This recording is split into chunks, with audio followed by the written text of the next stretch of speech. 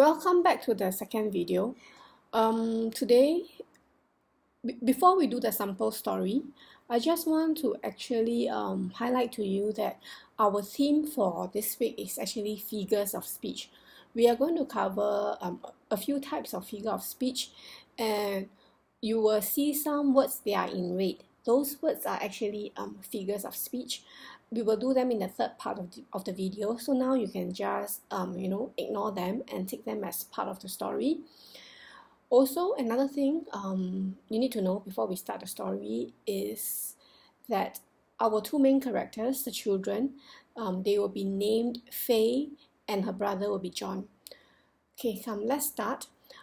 This story has got 7 paragraphs. The first paragraph, the first 2 paragraphs, they are actually introduction, what we call double introduction. Some schools have already done this. That means your first paragraph doesn't give you your 4 W's and 1 H as it normally does.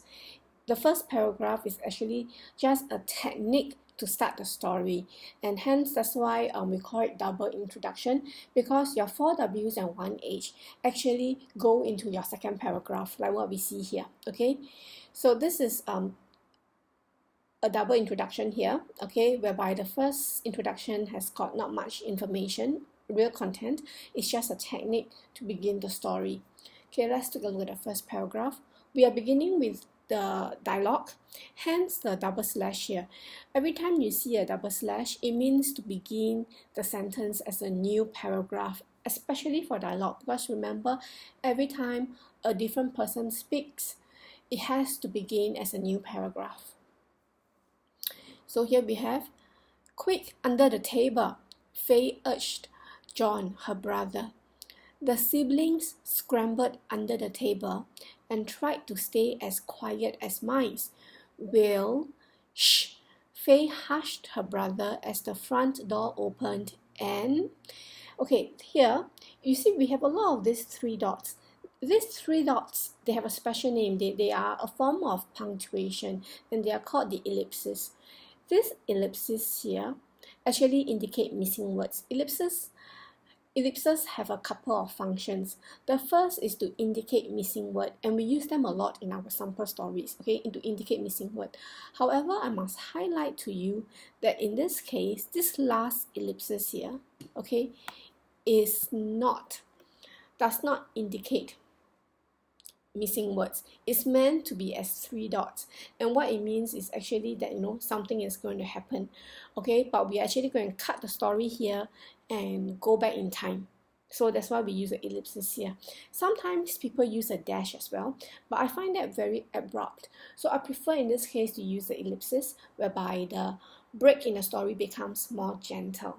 Okay, so please remember that when you're writing the story, this remains as 3 dots. Don't fill in with any words, okay?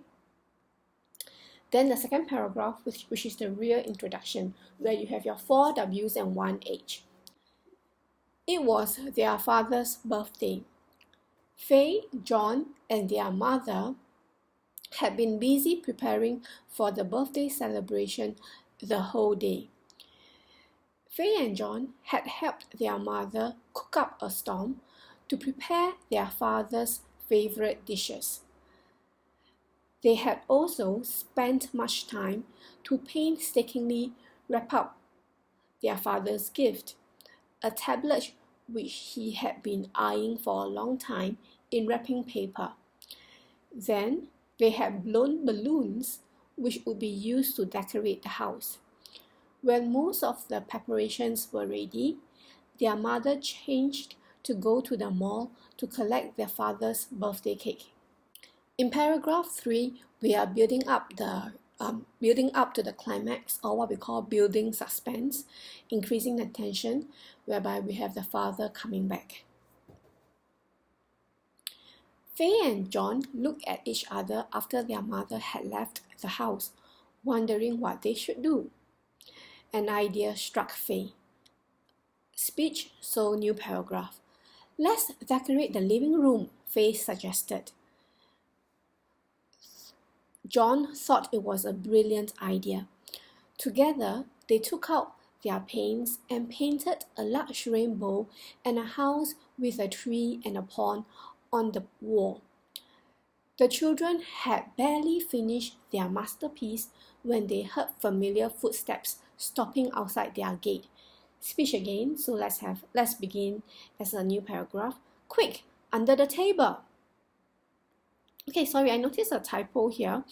I've been using double quotations, so this quotation mark here should also be a double quotation mark. Okay, quick, under the table, Faye said. There was no time to put away the painting materials. Like mice hiding from a cat, the children scurried under the table and remained as still as they could, even holding their breath. John wanted to ask his sister something, but Faye hushed him. If you notice, from this bullet onward until here, this is actually a repeat of the first paragraph, our double paragraph. Our first double paragraph. And when you do, that's actually because we actually begin with the climax of the story also, okay, whereby the children were hiding. So normally when you don't begin at the start of the story, you begin in the middle of the story, and after that you go back to the, in the second paragraph, double introduction, in the second paragraph you will go back to the beginning, whereby you insert the 4 W's and 1 H. Then you will come to a point in the story where the middle of the story is the same as the first paragraph. Sometimes for impact, people will use exactly the same words as they used in the first paragraph. But for me in this case, because this is not the climax, so I did not do that. I actually paraphrase some of the words. Okay, let's move on with the story. Then they heard the sound of the key turning in the lock, the door opening, the front door opening, and someone stepping into the living room. So here we have in the paragraph, building the climax, that is coming home. Fourth paragraph is the climax itself, the accident. Surprise! Shouted John, jumping up at the same time. He had forgotten that he was under a table.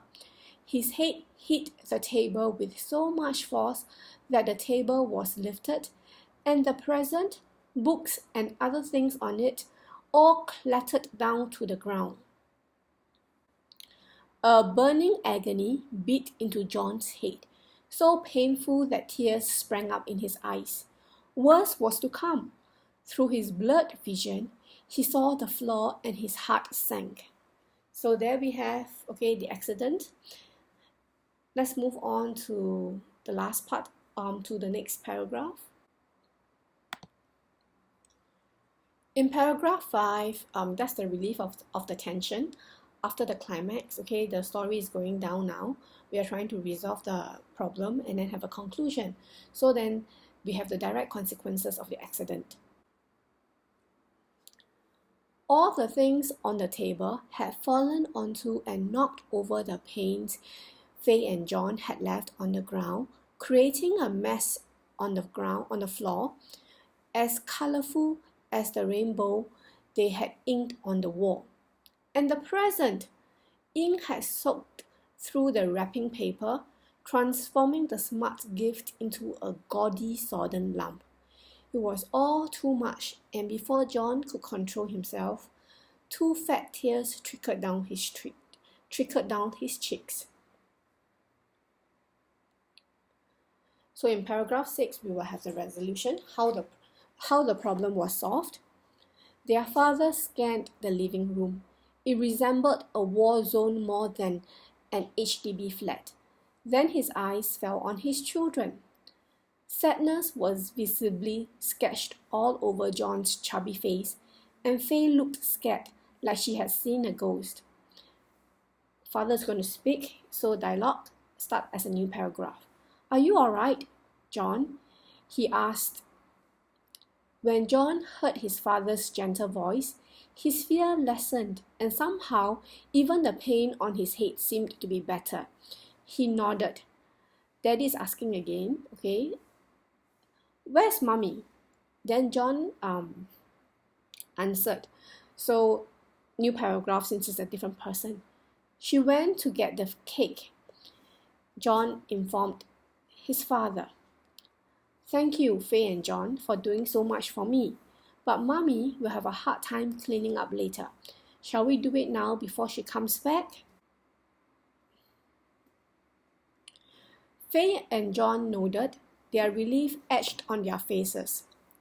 Their father applied some ointment on the swelling on John's head before all of them rolled up their sleeves, scouring the paint from the walls and the floor. It was hard work. Before long, their arms were aching and they were perspiring buckets. How Faye regretted her brilliant idea. Fortunately, they managed to clear up the mess before their mother returned. Luckily too that the packaging managed to cushion the tablet so that even though the box was smeared with paint, the device was not damaged. Two tired but relieved children sang the birthday song and ate the delicious birthday cake. All their earlier excitement fizzled out, like a can of Coca-Cola opened and left overnight. When they finally tumbled into bed that night, sleep whisked them to slumberland the moment their heads touched the pillows. They had learned their lesson, all right? In the future, they would definitely think before they act. Yeah, it's a very long story, I agree.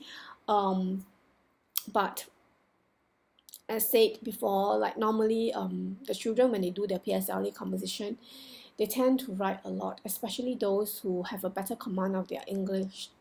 If you do find that it's too long, well, take the main points and perhaps just cut out on the descriptions then, okay? We do what we have to do for the examination.